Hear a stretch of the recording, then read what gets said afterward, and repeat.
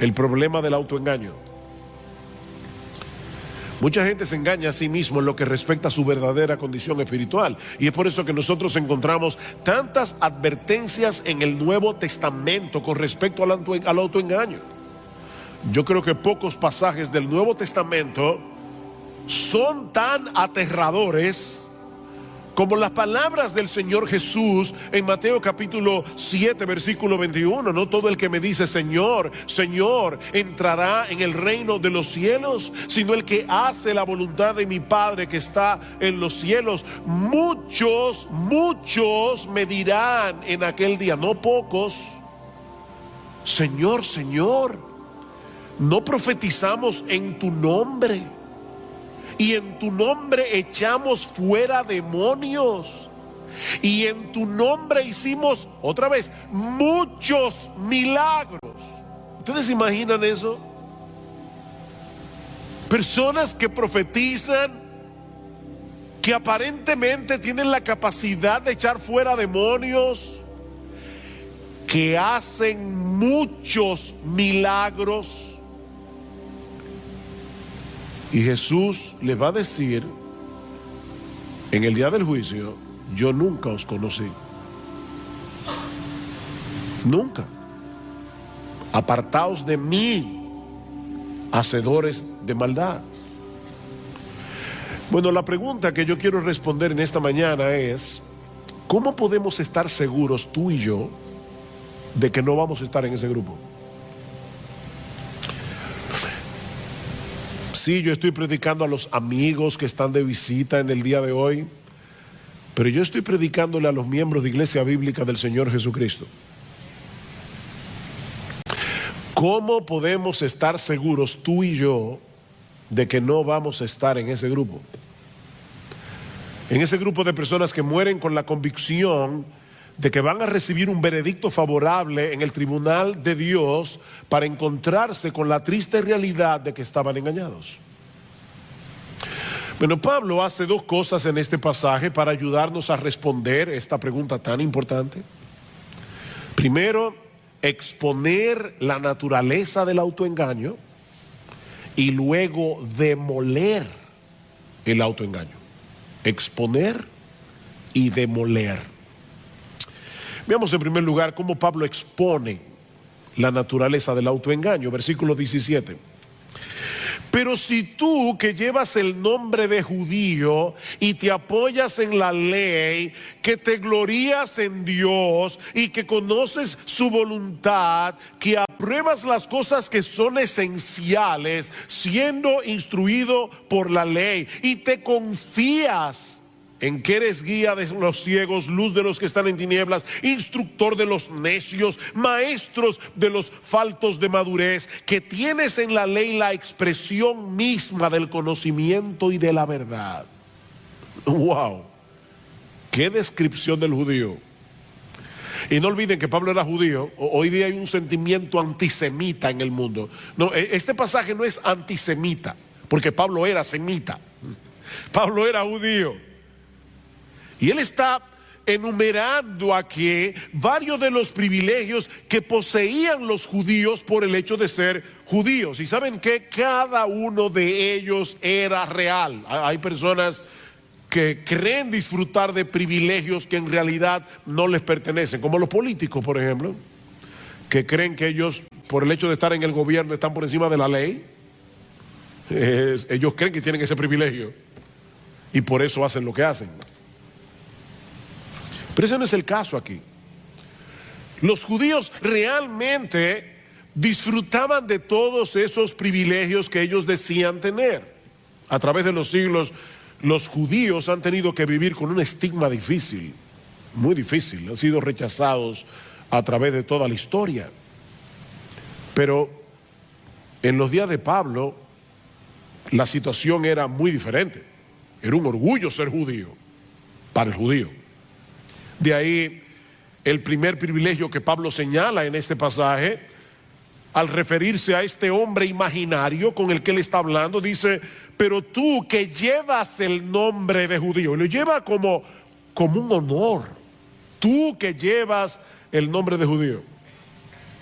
Ellos se gloriaban en el hecho de pertenecer a la nación escogida de Dios, de ser descendientes de Abraham, con el que Dios había hecho un pacto, jurándole que Él sería su Dios y que ellos serían su pueblo. Tú llevas ese nombre con orgullo, dice Pablo, y te apoyas en la ley.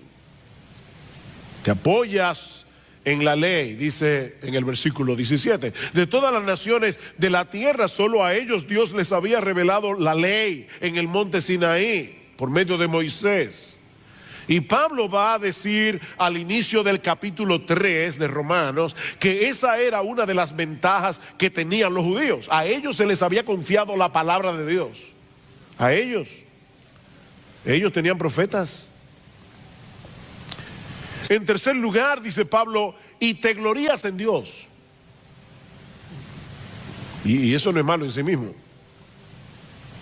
Todo lo contrario, el profeta Jeremías dice en uno de los pasajes más conocidos de su libro, Jeremías capítulo 9, versículo 23, que el sabio no debe gloriarse en su sabiduría, ni el valiente debe gloriarse en su valentía, ni el rico debe gloriarse en sus riquezas, mas el que se gloría, y yo creo que Pablo estaba pensando en ese texto cuando escribió Romanos, el que se gloría, gloríese de esto, de que me entiende y me conoce, pues yo soy el Señor, que hago misericordia, derecho y justicia en la tierra, porque en estas cosas me complazco, declara el Señor. Gloríese en el Señor.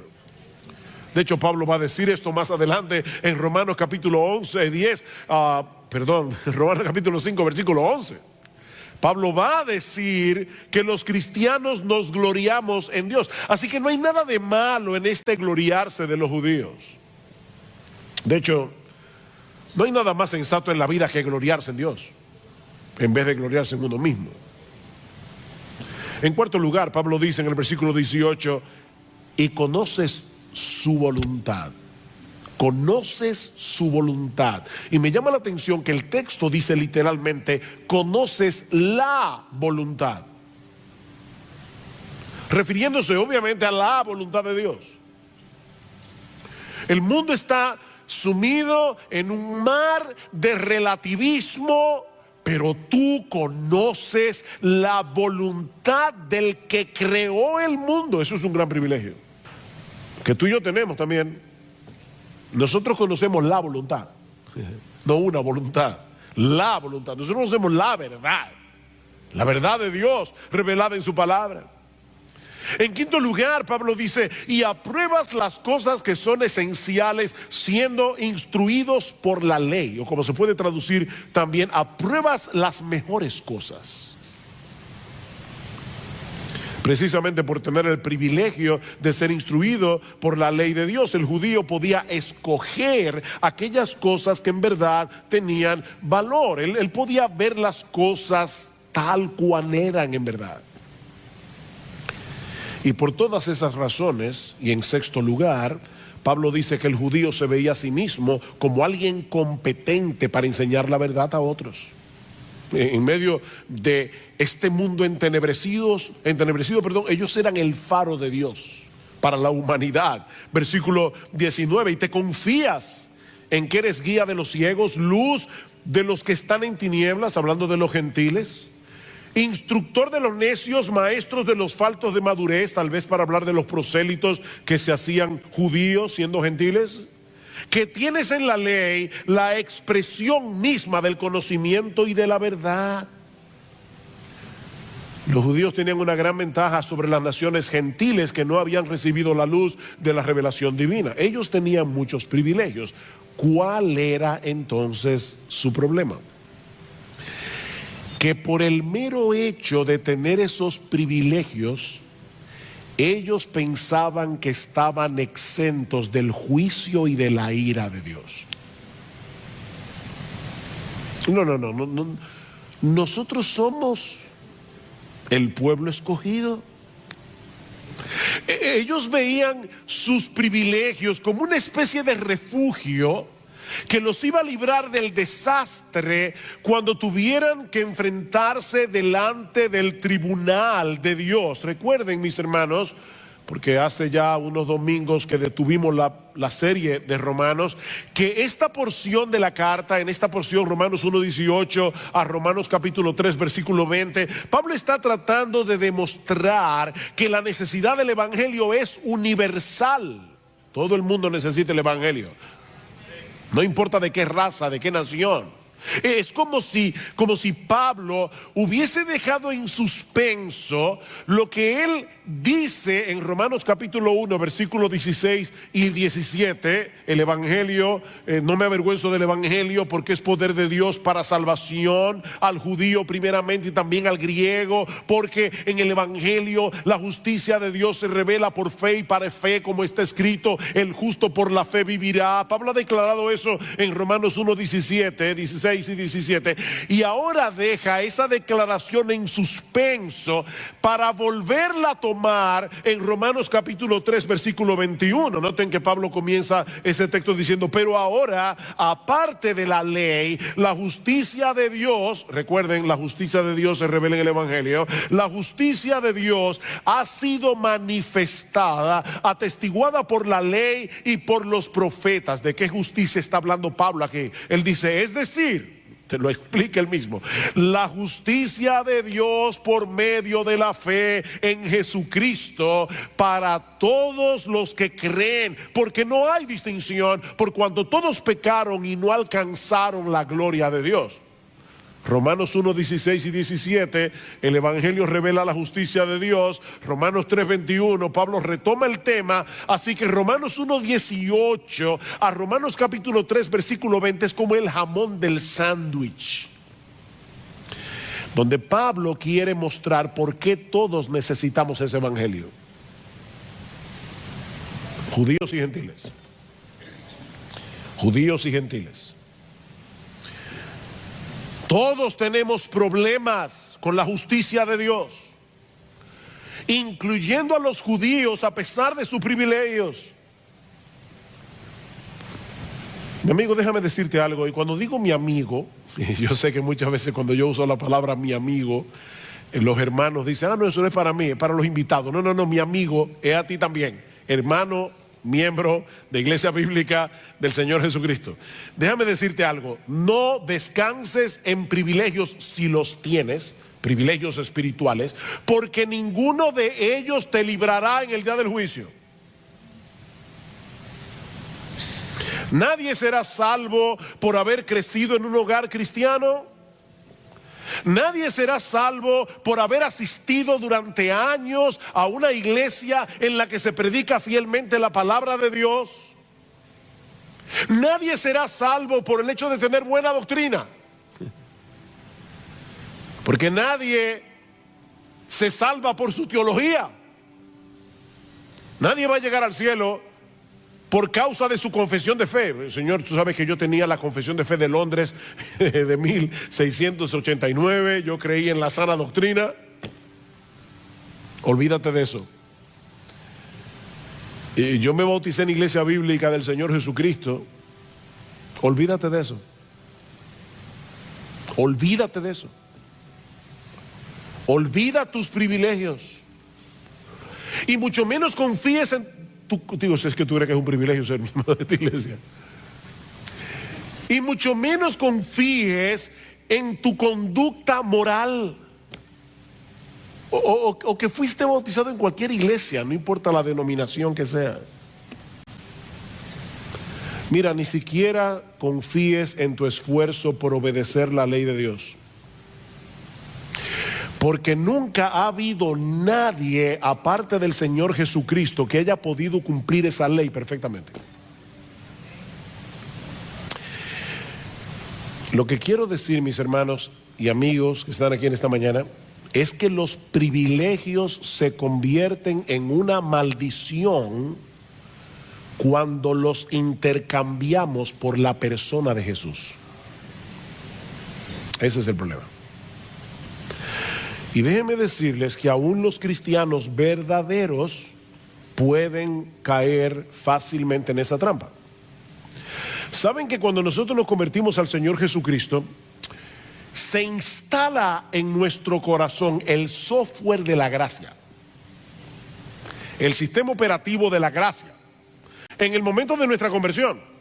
Pero como el pecado todavía mora en nosotros, el sistema operativo de las obras es como un virus cibernético que está tratando de dañar el sistema operativo de la gracia.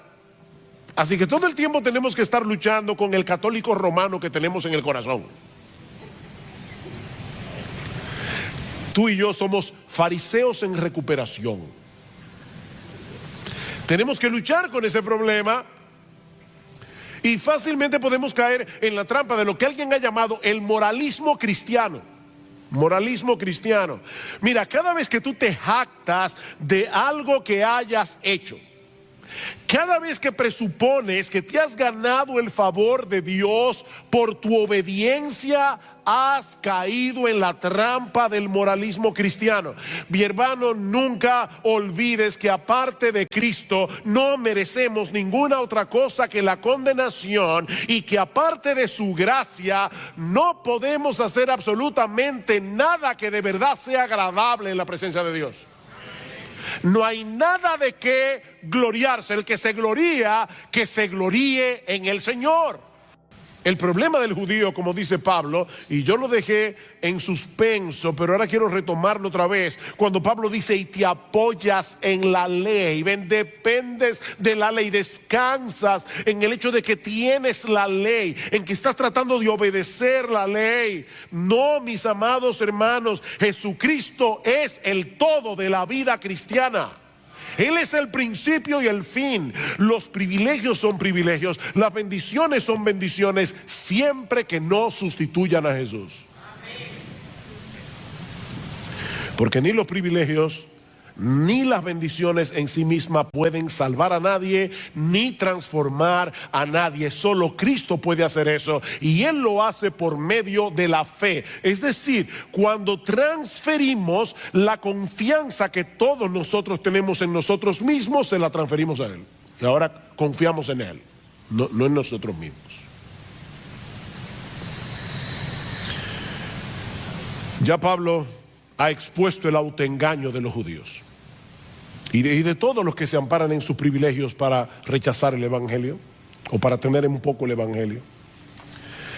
Pero ahora Pablo va a tratar de demoler, de autodestruir ese autoengaño a través de preguntas retóricas. Ahora tenemos a Pablo el fiscal. El autoengaño demolido.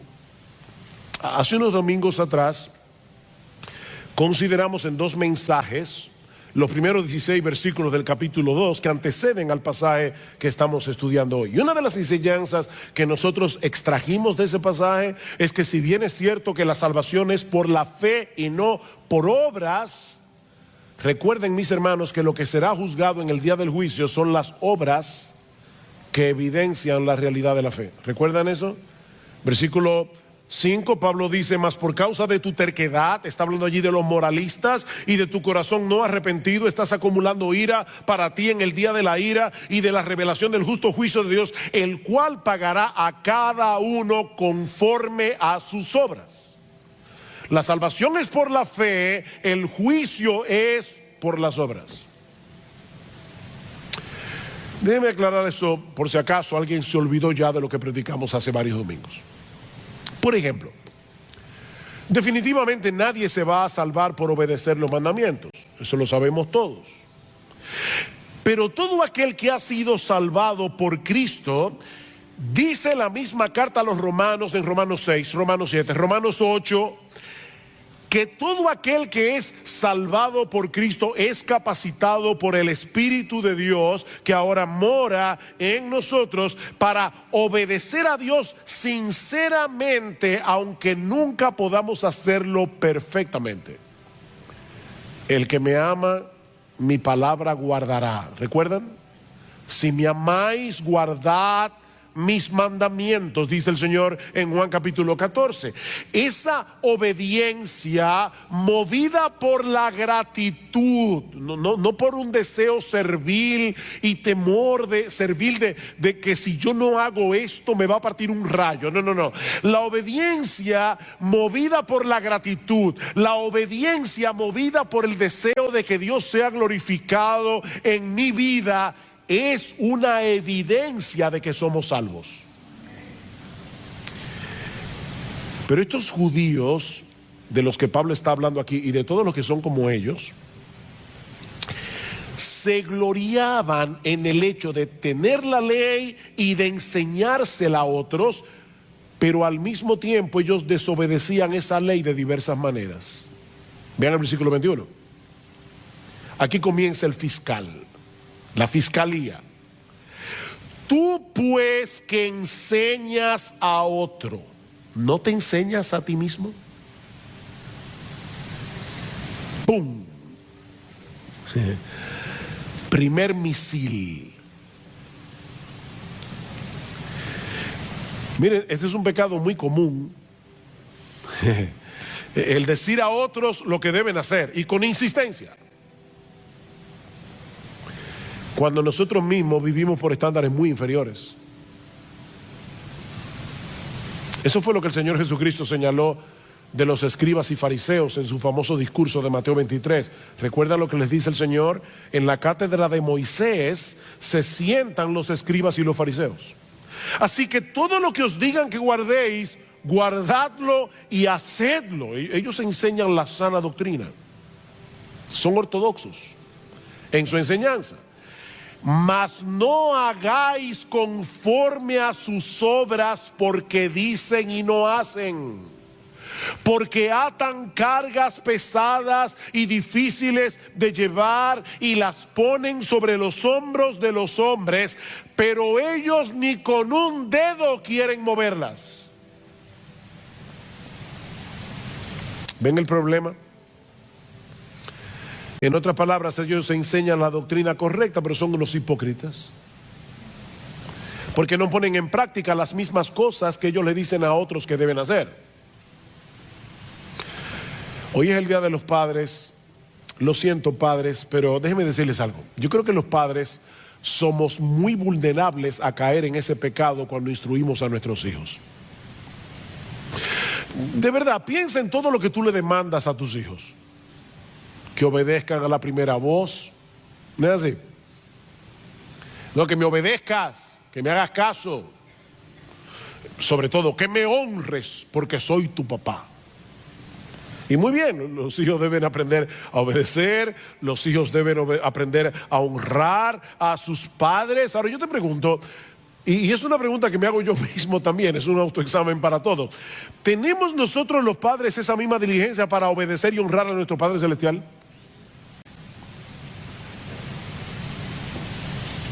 Es muy fácil decirle a los hijos, haz esto, haz aquello. ¿Qué tan serio nosotros tomamos la lectura regular de la Biblia para aplicar en nuestras vidas las cosas que leemos en su palabra? O sea, hay dos preguntas aquí. ¿Qué tan en serio tú tomas la lectura regular de la Biblia? Porque eso es escuchar a tu padre. Tú le dices a tus hijos, tú no le dices a tus hijos, oye, que me oigas. A veces tú le estás hablando a tus hijos y ellos están con un celular. ¿Ha pasado eso? Y tú le dices, no, apaga el celular y escúchame. Yo a veces me imagino a Dios diciendo lo mismo. Que apague el celular ese y que me escuche. Y Él habla a través de su palabra. Entonces nosotros le decimos a nuestros hijos, escúchame, y Dios te dice, sí, escúchame, que yo soy tu padre, escúchame. Y no me escuches simplemente para decir que hiciste el devocional, escúchame para hacer lo que leíste, escúchame. Dice Martin Lloyd-Jones, hablando de este problema, cuando lees tu Biblia día tras día, ¿te aplicas su verdad a ti mismo? ¿Qué pretendes cuando lees la Biblia? ¿Solo tener conocimiento de ella para después mostrar a los demás lo mucho que sabes y para tener argumentos para discutir? ¿O realmente quieres aplicar su verdad a ti mismo? Y ahora dice Martin Lloyd-Jones, mientras leas, háblate a ti mismo y dile a tu alma, esto es para mí. Permite que la escritura te examine. Si no lo haces, puede ser muy peligroso. Me llamó la atención esto último que dice Lloyd-Jones. En un sentido, mientras más conoces de la Biblia, más peligro corres si no te la aplicas a ti mismo. ¿Se dan cuenta que ese problema no era solo de los judíos? Antes de que intentemos aplicar la Biblia a otros, debemos comenzar con nosotros mismos. Pero estos judíos en su hipocresía se contentaban con tener la ley, enseñársela a los demás, aunque ellos mismos la desobedecían. Y Pablo da 3 ejemplos de esto. Versículo 21. Tú que predicas que no se debe robar, ¿robas? Usted ve, pastor, ahí sí yo me siento libre. Robar. Miren, hay que ser muy sinvergüenza para uno decir claramente que está a favor del robo. Todo el mundo pretende ser una persona honrada. Y yo creo que es una de las cosas que la gente más dice. Yo soy una persona honrada. Pero déjame decirte que hay muchas formas de robar. No declarar todos nuestros ingresos a la hora de pagar los impuestos es un robo. Es un robo al gobierno. Pastor, pero ellos son unos ladrones a veces y eso no es problema tuyo. La Biblia dice, pagad a todos lo que debéis. Al que honra, honra. Al que impuesto, impuesto. Tú robas cuando tú te coges la hora del almuerzo y la extiendes más allá de lo que debes. Le estás robando a tu empleador porque él te está pagando para que tú hagas un trabajo. Y mucho menos si te pones a ver en Facebook cuando deberías estar trabajando. Tú estás robando. Cuando tú sobrevaloras el precio de una propiedad al momento de venderla, eso es robar. Cuando tú no ofrendas lo que tú deberías ofrendar de acuerdo a tus ingresos, tú le estás robando a Dios. Hay muchas formas de robar. Y eso por solo citar algunos ejemplos. ¿De verdad tú eres tan honrado como creías? Versículo 22. ¿Tú qué dices que no se debe adulterar? ¿Adulteras? Uy, ahí sí metió el cuchillo hondo. Todos nosotros sabemos que la Biblia prohíbe las relaciones extramaritales. Y quizás hay muchos aquí que puedan decir, mira, yo siempre he sido fiel a mi esposa, a mi esposo. Pero una de las cosas que el Señor nos hace ver en el Sermón del Monte es que ese mandamiento también es violentado cuando nosotros miramos a una mujer que no es la nuestra con ojo de lascivia y de codicia. Mateo 5:28, cualquiera que mira a una mujer que no es la tuya, para codiciarla ya adulteró con ella en su corazón. Y en aquellos días no tenían que lidiar con la epidemia pornográfica con la que nosotros tenemos que bregar en el día de hoy. Casi cualquier persona tiene al alcance de su mano muchas maneras de cometer adulterio cibernético. Viendo en el internet, en el celular, lo que no debe ver, sin que nadie, excepto Dios, se dé cuenta. Y otra vez yo te pregunto, ¿tú sigues pensando de ti mismo que eres una persona tan intachable moralmente hablando y que no necesitas del evangelio? O sea, tú nunca has codiciado tener lo que otro tiene, ni nunca se te han ido los ojos detrás de una mujer que no es la tuya, nunca. El tercer ejemplo que usa Pablo en el versículo 22 es un poco complicado, es más difícil de entender. Dice, ¿tú que abominas de los ídolos saqueas templos? Los judíos en el Antiguo Testamento tenían muchos problemas con la idolatría hasta que Dios los envió cautivos a Babilonia. A partir de ese momento, cuando los judíos salieron de Babilonia, salieron hastiados de los ídolos y nunca más tuvieron problemas con la idolatría en un sentido literal. Ellos abominaban a los ídolos, ellos se burlaban de los gentiles que adoraban estatuas, que adoraban pedazos de madera como si fueran dioses. Fíjense que Jesús nunca acusó a los fariseos ni a los judíos de su tiempo de ser idólatras.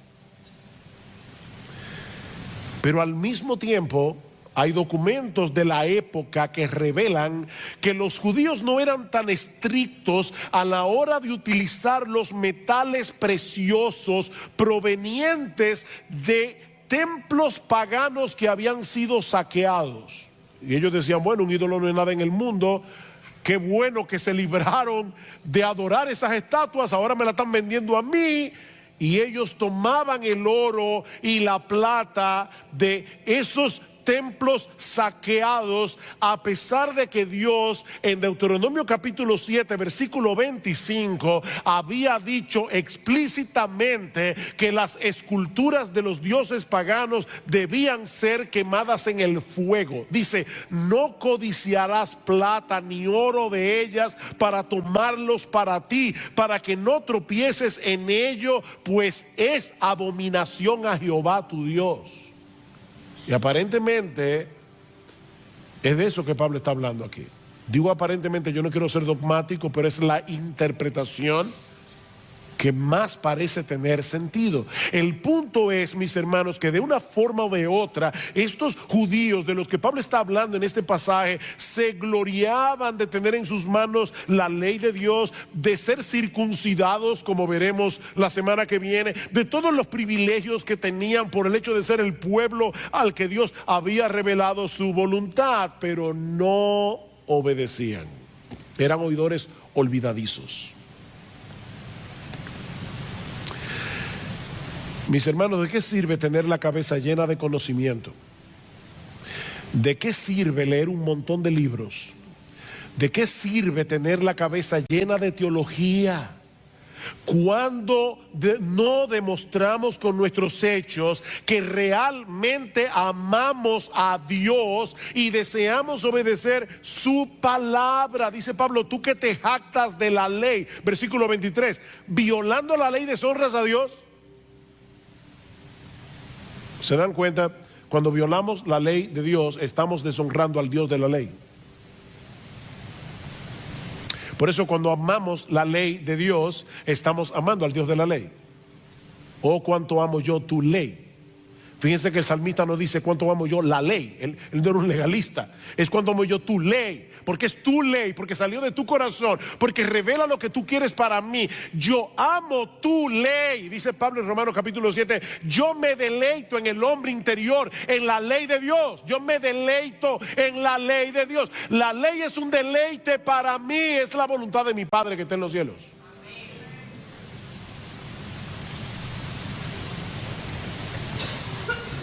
¿Y saben lo que ocurre cuando los que dicen ser el pueblo de Dios viven así? Que hacen que el mundo juzgue mal a Dios por su culpa. Dice el versículo 24, porque el nombre de Dios es blasfemado entre los gentiles por causa de vosotros, tal como está escrito. Pablo está mezclando aquí Isaías 52 capítulo 5 con Ezequiel capítulo 36 versículo 20 al 23, y está uniendo esos dos textos para mostrar probablemente que este patrón de hipocresía no era nuevo en el pueblo de Israel. Mientras se gloriaban en ser el pueblo escogido por Dios, separados para Dios, vivían de tal manera que las naciones gentiles terminaban pisoteando el nombre de Dios que ellos invocaban por culpa de ellos.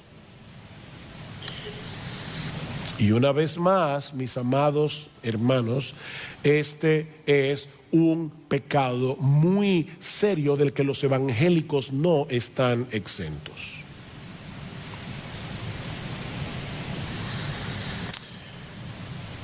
Otra vez dice Martin Lloyd-Jones, no podemos culpar al mundo incrédulo cuando juzga a Cristo y al cristianismo por lo que ven en los miembros de las iglesias.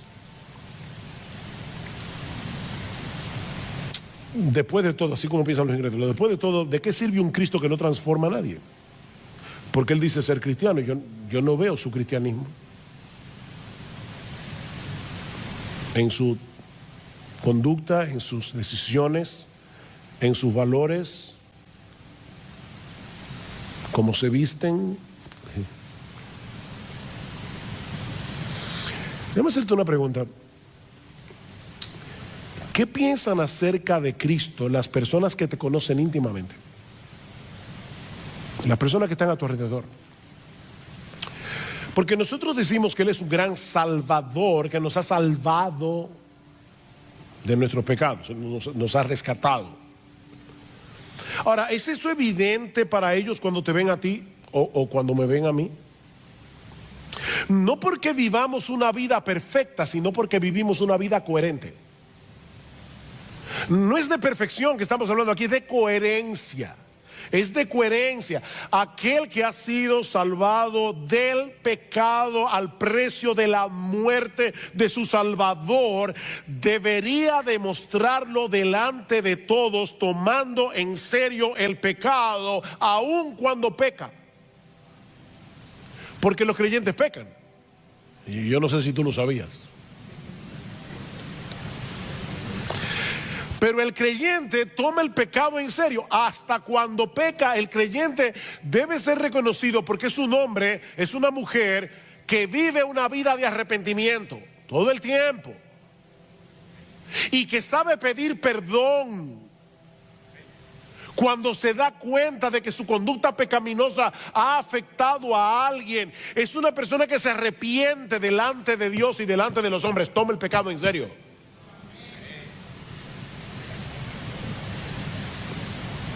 Por eso alguien decía que una vez anunciamos que somos cristianos, y debemos anunciarlo, debemos proclamarlo que somos cristianos, contraemos de inmediato una tremenda responsabilidad. Nuestros prójimos están mirando y observando cómo vivimos. Aseveramos grandes cosas acerca de Dios, dice este autor, y con toda razón, porque Dios es grande. Pero ellos lo juzgarán a Él según lo que vean en nosotros. Ellos, el mundo incrédulo, juzgará a nuestro gran Dios por lo que vean en ti y en mí. Por eso que dice este autor, es una tremenda responsabilidad. Llevamos el nombre de Cristo.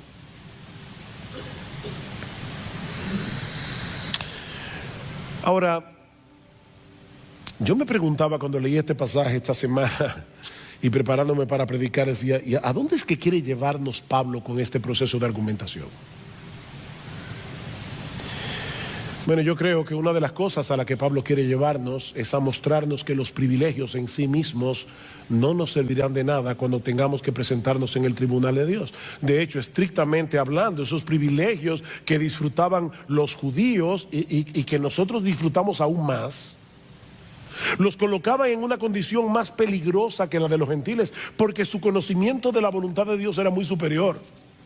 ¿Recuerdan las palabras de Jesús en Lucas capítulo 12, versículo 48? Él dice, a todo aquel a quien se haya dado mucho, mucho se le demandará. Y al que mucho se le haya confiado, más se le pedirá.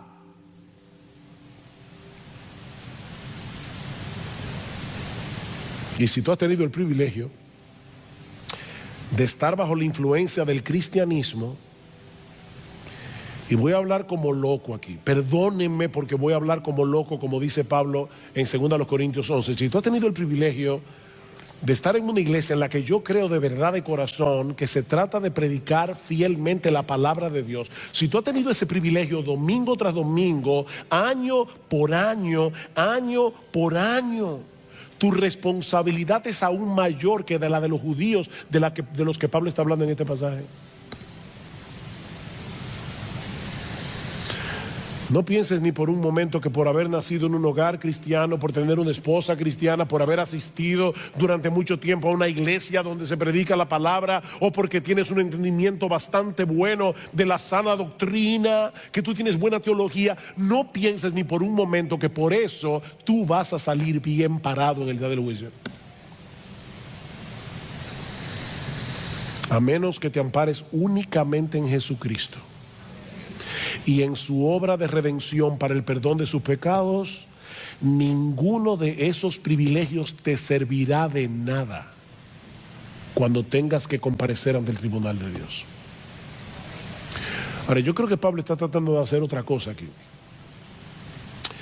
Pablo está tratando de librarnos, porque recuerden que esta es una carta que se escribió a cristianos de Roma en el primer siglo.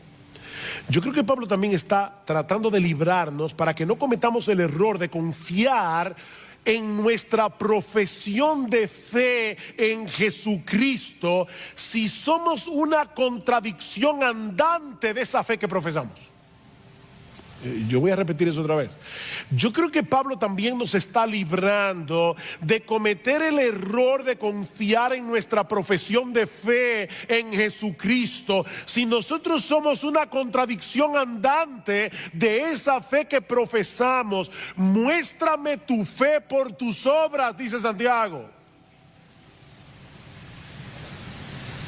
y yo te mostraré mi fe por mis obras. Muéstrame tu fe sin tus obras, es lo que dice. Muéstrame tu fe sin obras.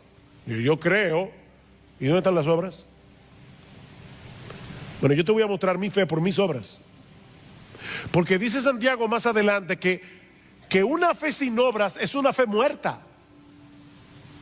Y una fe muerta deja sumido en su mortandad al que la tiene. No te da vida. La fe muerta no da vida. ¿Y cuál es la fe muerta? La que no produce obras. Mira, la Biblia enseña claramente que somos justificados delante de Dios por medio de la fe sola, y esa palabra es importante. Fue esa palabra lo que hizo la diferencia en el siglo XVII, en la Reforma XVI, en la Reforma Protestante. Somos justificados por medio de la fe sola. La Iglesia Católica Romana cree que somos justificados por la fe, pero no por la fe sola, sino por la fe más las obras, más los sacramentos. No, nosotros creemos que somos justificados por la fe sola fe. Pero esa fe por la que somos justificados nunca se encuentra sola. Debiste haber venido a la iglesia porque a Dios le agrada que tú vengas. A Dios le agrada que tú vengas. Y eso hace toda la diferencia del mundo entre un fariseo y un cristiano, entre un legalista y un cristiano. Dice John Piper, agradar a Dios no es simplemente un deber religioso, es la esencia misma de la vida humana. O sea, oigan esto, hermanos, una persona, un ser humano que no está viviendo para agradar a Dios es como un reloj que no da la hora. Amigos que nos visitan de verdad, lo que voy a decir ahora no quiero sonar ofensivo, así que voy a tratar de ser lo más dulce, tierno, tranquilo que yo pueda. Una persona que no vive para agradar a Dios no sirve para lo que fue creado.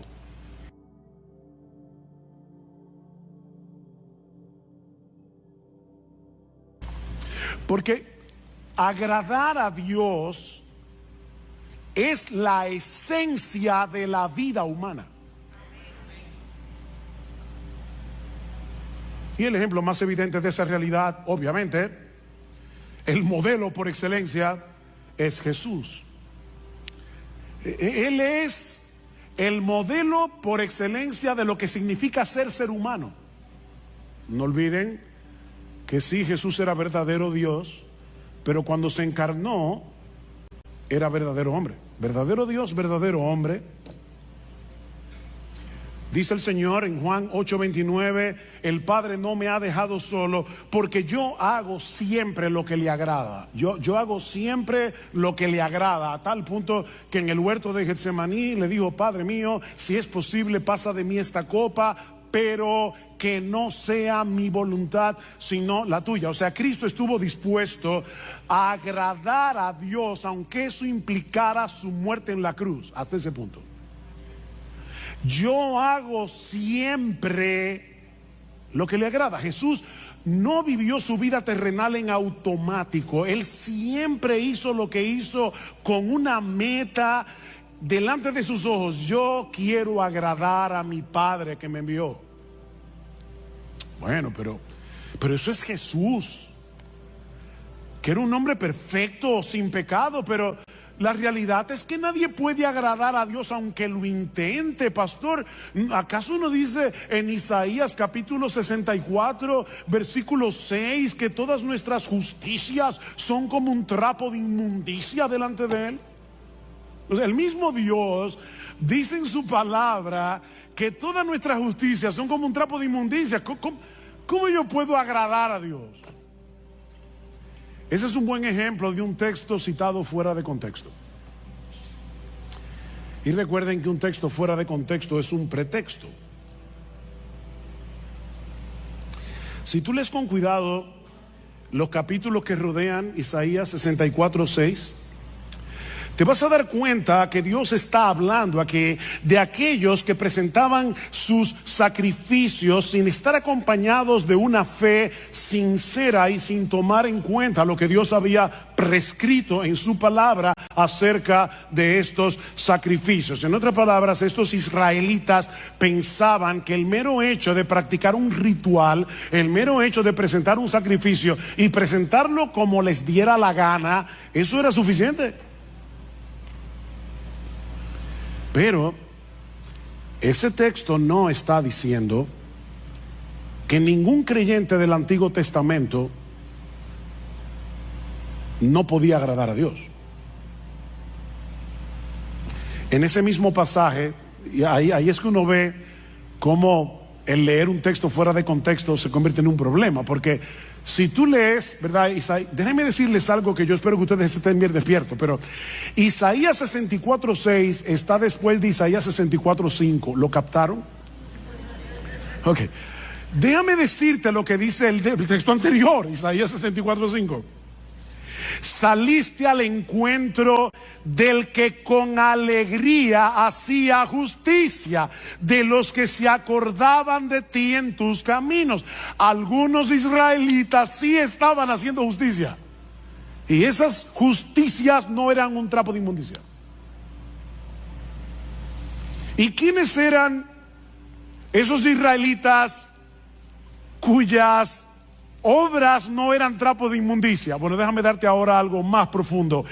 Isaías 64:6 está después de Isaías 64:5, e Isaías 64:5 está después de Isaías 64:4. Hoy estoy profundo. Y en Isaías 64:4 dice que los que agradan a Dios son aquellos que esperan en Él. Son aquellos que no están tratando de ganarse el favor de Dios a través de sus sacrificios. Son hombres y mujeres que esperan en Dios. De manera, mis hermanos, que si tú le estás predicando el evangelio a una persona que está tratando de ganarse la salvación, que está tratando de ganarse el cielo, está tratando de ganarse el favor de Dios a través de sus obras y no por medio de la fe, tú puedes citarle sin problemas Isaías 64:6 y decirle: ay, lamento decirte que todas tus obras de justicia son como un trapo de inmundicia delante de Dios, no te sirven para nada. Pero si estamos hablando con un creyente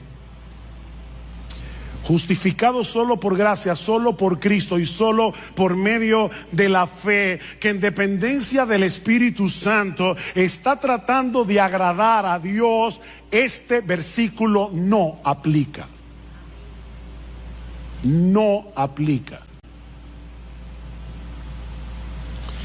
En el mismo texto en el que Pablo dice que la salvación es por gracia, por medio de la fe y no por obras, para que nadie se gloríe, Pablo termina diciendo que somos hechura suya, creados en Cristo Jesús para buenas obras, las cuales Dios preparó de antemano para que anduviésemos en ellas. El cristiano no está tratando de agradar a Dios para ganarse algo, no está tratando de agradar a Dios para ganarse el cielo, para ganarse su favor, sino porque ya fue favorecido de pura gracia, aunque él no lo merecía,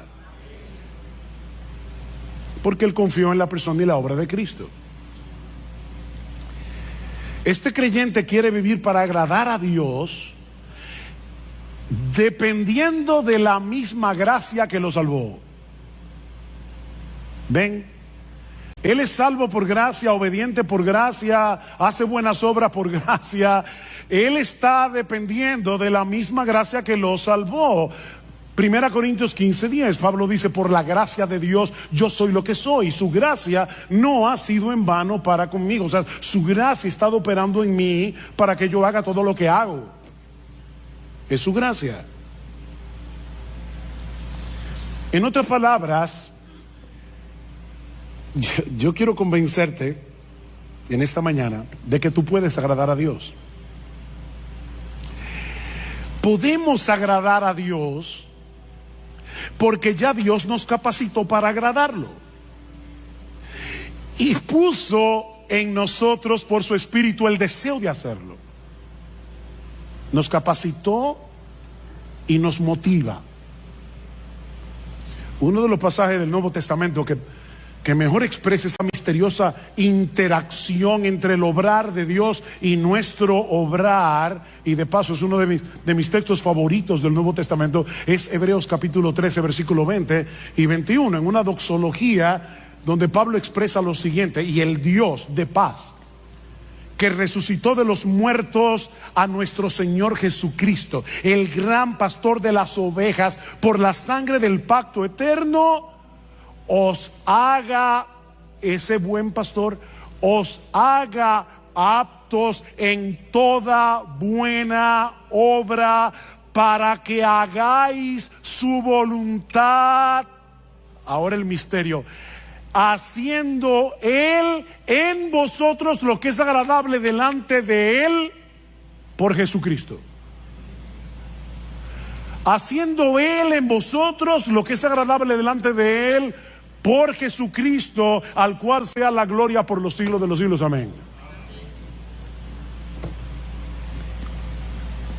Nuestro gran pastor no solo derramó su sangre por nosotros en la cruz para el perdón de nuestros pecados, sino que ahora Él continúa fortaleciéndonos, Él continúa capacitándonos internamente, Él continúa manteniendo viva nuestra fe para que podamos hacer lo que es agradable para Dios. Y insisto en lo de la fe, porque la Biblia dice en Hebreos capítulo 11, versículo 6, que sin fe es imposible agradar a Dios. Él está obrando en nuestro obrar, y a Dios le agrada ver la obra de su Hijo en nuestro obrar. O como dice Pablo en Filipenses 2:13, Él es el que está produciendo en nosotros el querer como el hacer por su buena voluntad. Esas obras que hacemos en unión con Cristo, en dependencia de Cristo, por el poder de Cristo, no son trapos de inmundicia. No son trapos de inmundicia. De manera que si tú eres un creyente, un verdadero creyente, no solamente puedes, es que tú debes vivir agradando a Dios. No vivas tu vida cristiana en automático, por inercia, haciendo ciertas cosas, dejando de hacer otras, porque eso es lo que se espera de una persona que dice ser cristiana. O sea, no sea como el esposo que el día del aniversario le lleva un ramo de rosas a su esposa porque vio en un anuncio que esa era una de las cosas que un esposo puede hacer para que la esposa no tenga malas el día del aniversario. Ay, gracias, mi amor, por ese ramo de rosas. No, no te preocupes, es mi deber. Mira, créeme, a tu esposa no le va a hacer ninguna gracia. Porque lo que hace feliz a tu esposa no es el ramo de rosas, es tu deseo de agradarla. Como ella entiende, ¿verdad? El agrado.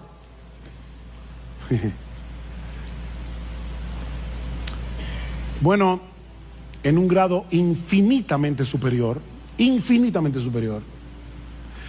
todo aquel que sabe que fue elegido por Dios el Padre para salvación desde antes de la fundación del mundo, todo aquel que sabe que Dios el Hijo derramó su sangre en una cruz para el perdón de nuestros pecados, todo aquel que sabe que Dios, el Espíritu Santo, le cambió su corazón, le dio nueva vida para que pudiera arrepentirse y creer en Cristo, debe anhelar de todo corazón vivir para agradar a aquel que lo amó de ese modo.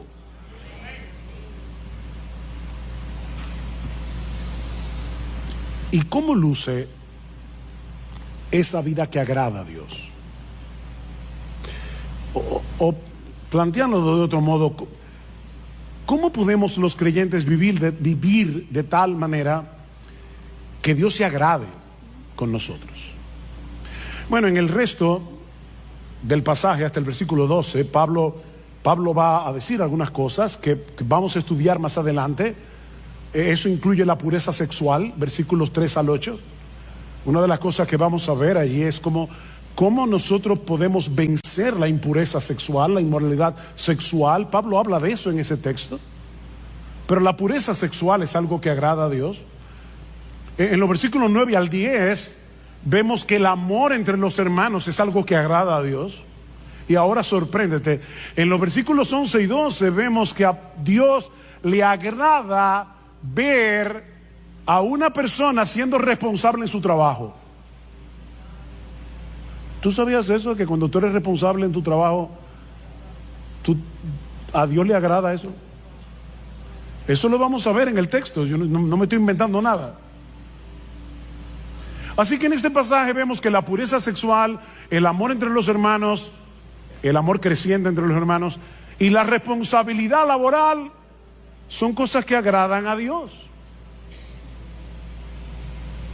Pero la Biblia menciona muchas otras cosas que son del agrado de Dios. En el texto que leímos al principio, en la carta de Pablo a los Colosenses, Pablo dice a estos hermanos que él está orando por ellos y pidiendo que ellos sean llenos del conocimiento de su voluntad en toda sabiduría e inteligencia espiritual, para que andéis como es digno del Señor, agradándole en todo.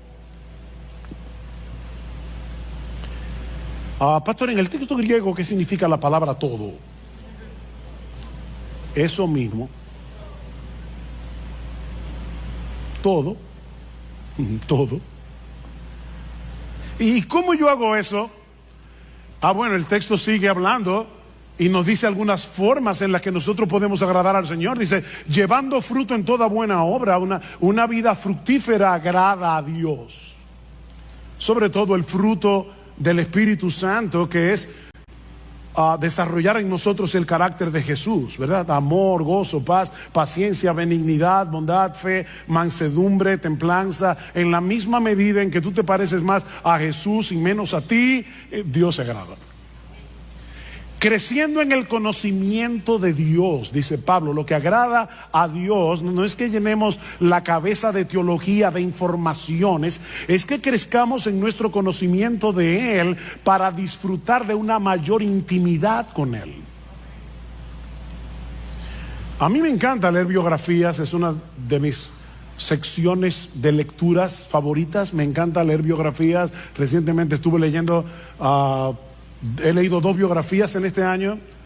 La biografía de R.C. Sproul, que murió hace recientemente, y la biografía de Tim Keller, que también murió hace relativamente poco tiempo. Yo tuve la oportunidad de saludar a esos 2 hombres en diferentes eventos. Ahora, si ustedes me preguntan, ¿tú conociste a R.C. Sproul? Mi respuesta, no. ¿Tú conociste a Tim Keller? No. Yo tengo información acerca de ellos dos, pero yo no los conocía. Bueno, se puede tener información de Dios y no conocer a Dios. Pero Pablo sigue diciendo, o sea, la vida fructífera agrada a Dios, crecer en el conocimiento de Dios, obviamente agrada a Dios. Pregúntale a tu esposa, esposo, si a ella no le agrada que tú crezcas en tu relación con ella. Pero en tercer lugar, fortalecidos con todo poder conforme a la potencia de su gloria, para toda paciencia y longanimidad, es decir, para toda paciencia y perseverancia, sobre todo en medio de las presiones, en medio de las pruebas. ¿Sabes qué, mi hermano? Cuando tú estás sufriendo, cuando tú estás en medio de una gran aflicción y por obra del Espíritu Santo en ti que te capacita, tú soportas la aflicción en el poder que viene de Dios, eso agrada a Dios. Ese texto me fue de una tremenda bendición esta semana. Estaba muy agobiado en mi pensamiento con varias cosas. Y me alegra que en uno de los salmos dice: ¿quién me diese alas de águila y vuele a tal? Yo no sé dónde. ¿Verdad que hay momentos que uno quiere desaparecerse del mapa? ¿O a ti no te pasa? Y con ese sentimiento en mi corazón, créame, vino ese texto a mi mente. Y yo dije: no, Padre, perdóname. O sea, el asunto aquí no es huir, no es escapar, es fortalecerme en ti. Porque cuando yo hago eso, a ti te agrada, a ti te agrada que en la prueba, en el dolor, me fortalezca en Dios. Eso agrada a Dios.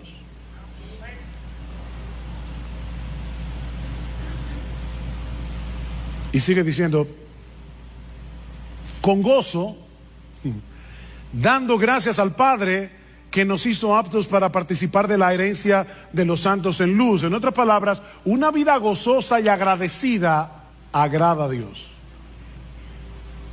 Una vida con gozo y con gratitud agrada a Dios. Y créanme, hermano, yo podría seguir citando texto tras textos.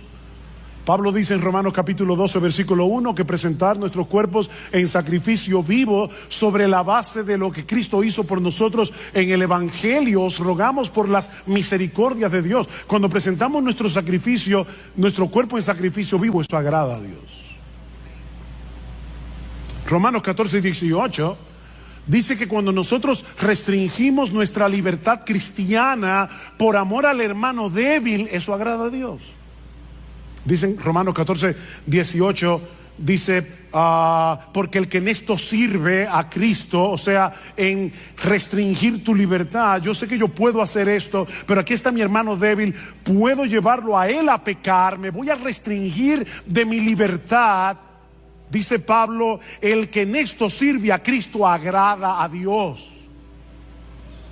Y más adelante en Romanos 15 dice: cada uno de nosotros agrade a su prójimo en lo que es bueno para edificación, porque ni aun Cristo se agradó a sí mismo. El Hijo de Dios, el que sí podía vivir para agradarse a sí mismo porque es Dios, decidió no agradarse a sí mismo. Y porque Cristo decidió no agradarse a sí mismo, es porque tú eres salvo. Porque si hubiese querido agradarse a sí mismo, no habría ido a la cruz. Y ahora Pablo está diciendo: mira a Cristo y vive así. Hijos, niños y jóvenes, obedecer a vuestros padres agrada a Dios. Colosenses capítulo 3 versículo 20 dice: hijos, obedeced a vuestros padres en todo, porque esto agrada al Señor. La próxima vez que tus padres te pidan algo que no te agrade hacer, no piensa en este momento: lo que mi papá me está pidiendo no me agrada, pero a Dios le agrada que yo obedezca, a menos que sea un pecado. A Dios le agrada que andemos en comunión con Él. Es interesante que en Génesis capítulo 5 versículo 22 dice que Enoc anduvo con Dios. Ustedes conocen ese texto.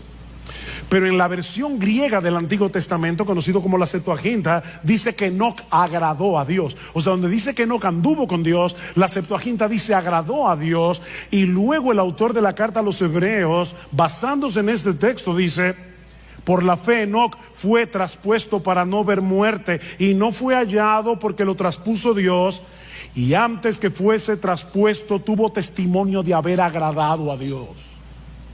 ¿Ven que se puede agradar a Dios? Dios no le dijo a Enoc: eso es trapo de inmundicia. No.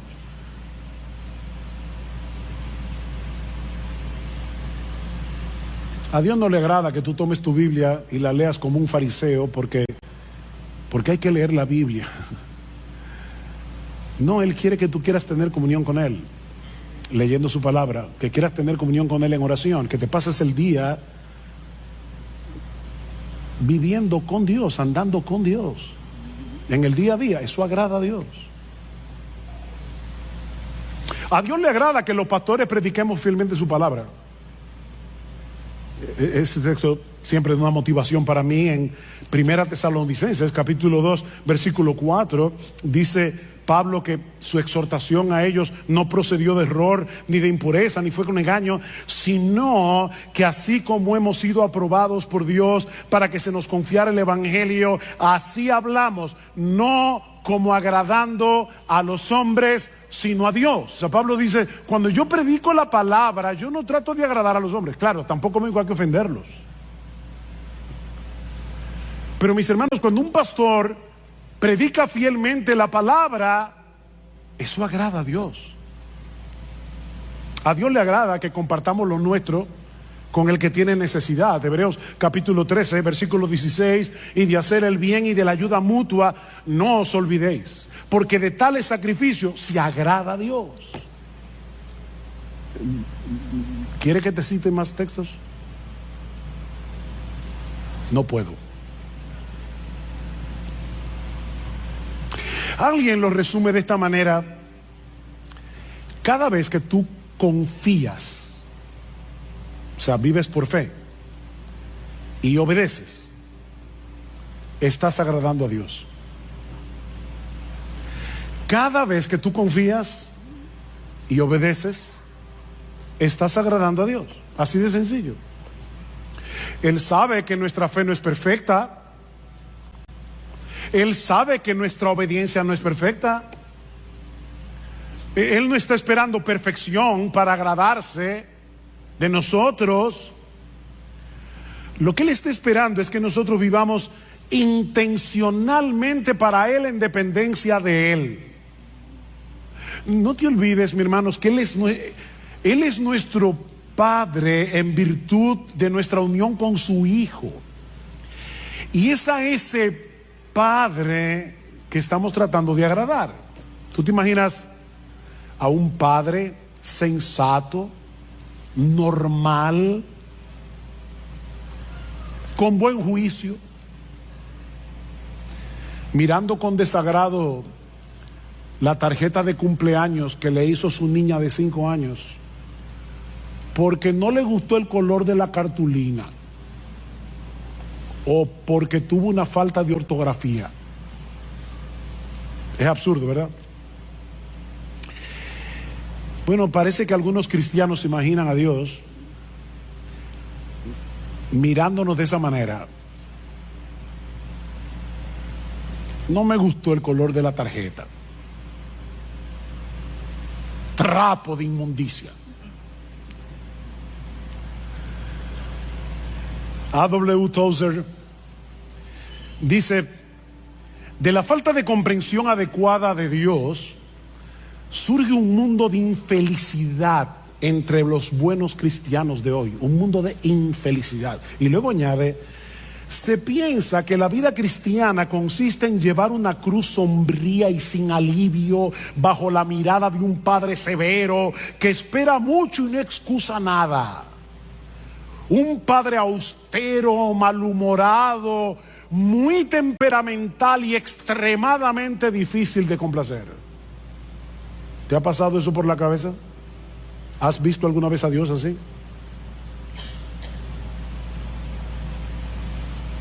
Ese no es el Dios de la Biblia.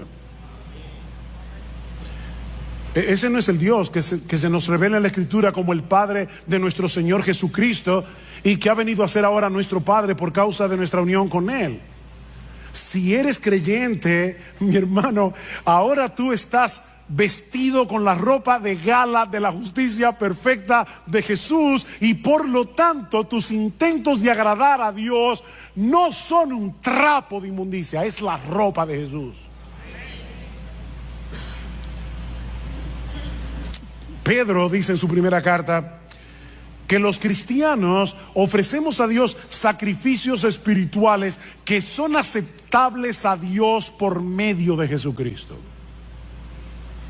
Yo he oído hermanos que le da vergüenza cantar en voz alta porque no cantan bien, o ellos creen que no lo voy a juzgar ahora, ¿verdad? O sea, ellos creen que nacieron con oreja pero no con oído musical, y prefieren cantar bajito. Mira, canta.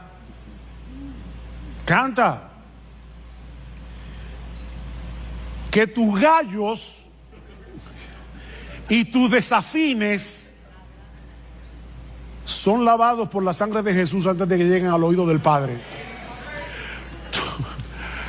Tus sacrificios espirituales son aceptables delante de Dios por Jesucristo. Ahora, no me malentiendan, yo no estoy diciendo que podemos darle a Dios cualquier cosa y vamos a esperar que Él se contente con eso. No, yo no estoy diciendo eso. Lo que estoy diciendo, mis hermanos, es que tú y yo, si somos cristianos, debemos entregarle toda nuestra vida viviendo intencionalmente para agradarle a Él, pero sabiendo de antemano que la perfección de Jesús cubrirá todas nuestras imperfecciones. Eso es lo que estamos diciendo. Pero vive para agradar a Dios.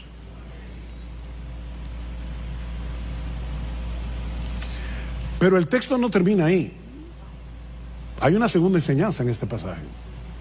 Ya vimos que la meta suprema del cristiano es vivir para agradar a Dios. Pero mucho más brevemente, no os preocupéis, mucho más brevemente,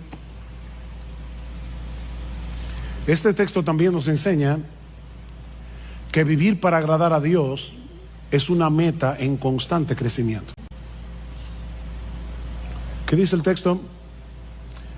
Por lo demás, hermanos, os rogamos, pues os exhortamos en el Señor Jesús, que como habéis recibido de nosotros instrucciones acerca de la manera en que debéis andar y agradar a Dios, como de hecho ya andáis, así abundéis en ello más y más.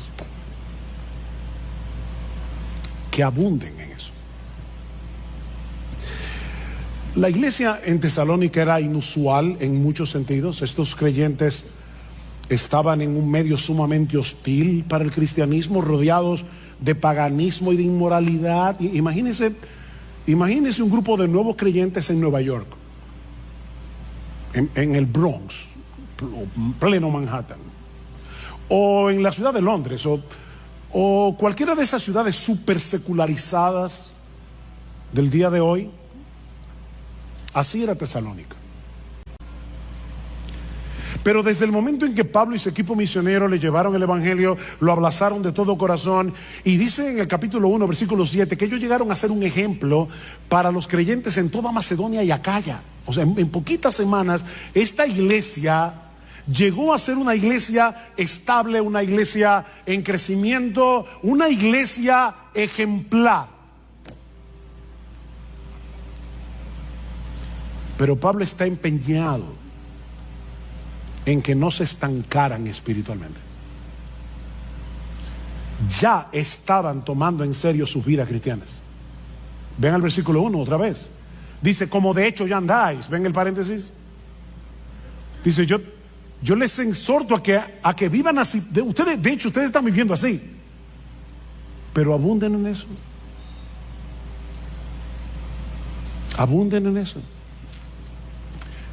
Pablo quiere que la fe de estos hermanos, su piedad, sea desbordante. ¿Qué es lo que significa la palabra abundar? Que desborde, como un río. Es la misma palabra que aparece tanto en capítulo 3, versículo 12, como en el capítulo 4, versículo 9 y 10, cuando Pablo dice, ustedes ya se aman mutuamente, pero abunden en eso. Ámense más. Crezcan en su amor. Estiren el corazón. Bueno, lo que Pablo está diciendo es, ya ustedes están viviendo una vida que agrada a Dios. Ya lo están haciendo. Wow, qué elogio para una iglesia. Pero no se den el lujo de quedarse donde están. No se den ese lujo. Iglesia Bíblica del Señor Jesucristo, la vida cristiana es una vida en constante crecimiento. ¿Saben por qué? Porque la meta es llegar a ser igualitos a Jesús. Y eso nunca va a pasar de este lado del cielo. La meta es parecernos a nuestro precioso Señor. En ese sentido, el mismo Pablo es un buen ejemplo a imitar. Escribiendo a los filipenses, Pablo, hermano, Pablo. Algunos dicen que después de Jesús no ha habido en toda la historia de la iglesia un cristiano como Pablo. No ha habido un predicador como Pablo. No ha habido un hombre más apasionado con el evangelio que Pablo. No ha habido un hombre más capaz de sufrir por Cristo que Pablo. Y Pablo dice, yo sigo avanzando por ver si logro asir, o sea, agarrar aquello para lo cual yo también fui asido por Cristo Jesús. Cristo me agarró para algo y mi meta es cumplir eso para lo que Cristo me agarró.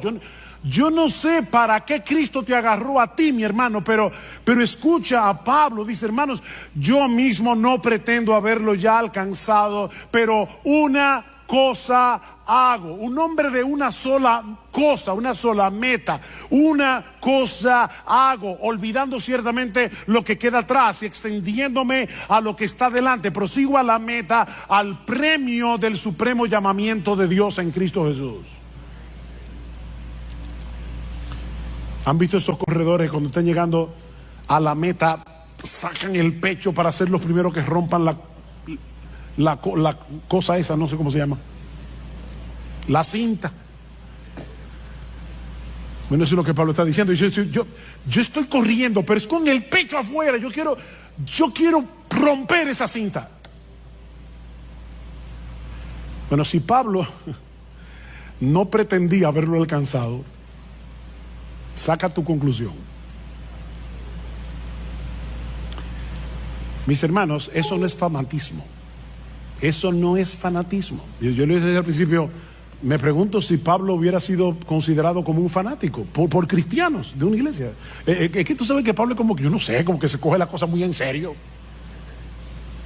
De verdad, yo creo que Pablo hubiera sido considerado como fanático en nuestras iglesias. Pero mis hermanos, eso no es fanatismo, eso es cristianismo, puro y simple. Ni siquiera quiero que piensen en cristianismo radical. No, quítenle lo radical. Eso es cristianismo sin apellido. Eso es ser cristiano. Vivir para agradar a Dios. Eso es ser cristiano.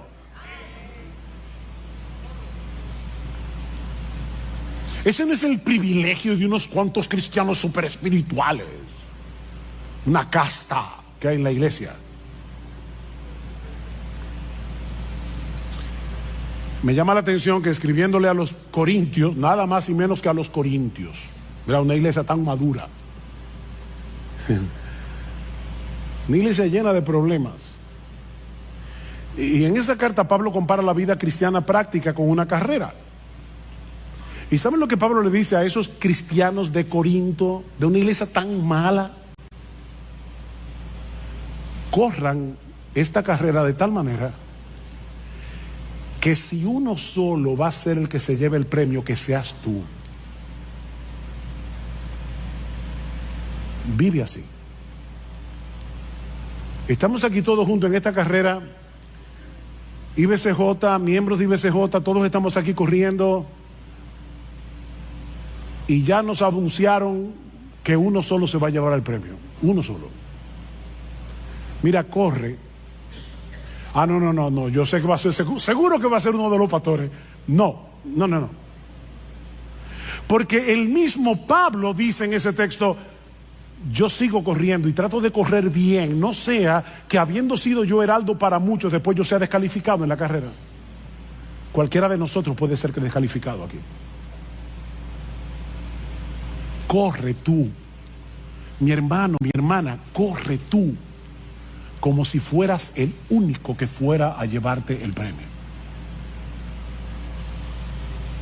¿No sabéis que los que corren en el estadio, todos a la verdad corren, pero uno solo se lleva el premio? Le dice Pablo a estos creyentes: corred de tal manera que lo obtengáis.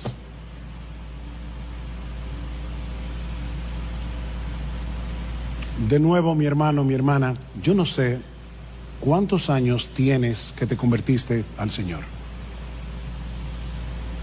¿10 años? ¿30 años?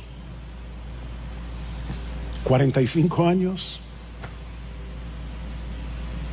¿15 días? ¿Fue ayer? La meta suprema de tu vida no puede ser otra que procurar intencionalmente agradar a Dios en todo lo que haces. No para ganarte nada de Dios, no para ganarte su favor, no, sino porque ya fuiste favorecido gratis por causa de Jesús. Alguien dijo, y me encanta esta frase, la he repetido otras veces en este púlpito: no trates de impresionar a Dios, que ya Cristo lo impresionó por ti.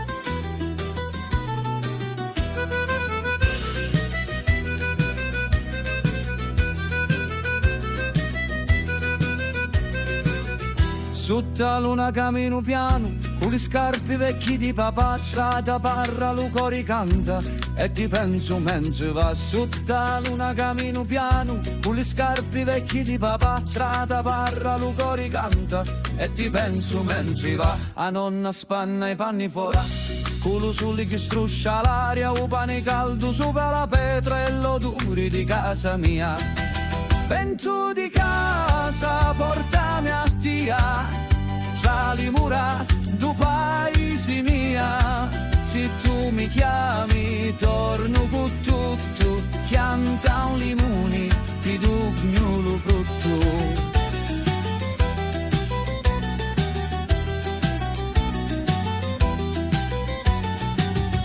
Una fontana cantante chiazza i picciri di corrono fora, e una canzone antica ballamo con l'organetto che suona ancora. Una fontana cantante chiazza i picciri di corrono fora, e una canzone antica ballamo con l'organetto che suona ancora. E se lontano vai non scordare, che ogni pezza cacati si può ricostruire. Lo cuore mio sempre ti sapi, torna a casa che lo cielo t'abbraccia. Vento di casa, portami a tia, tra le mura tu paese mia. Se tu mi chiami, torno con te.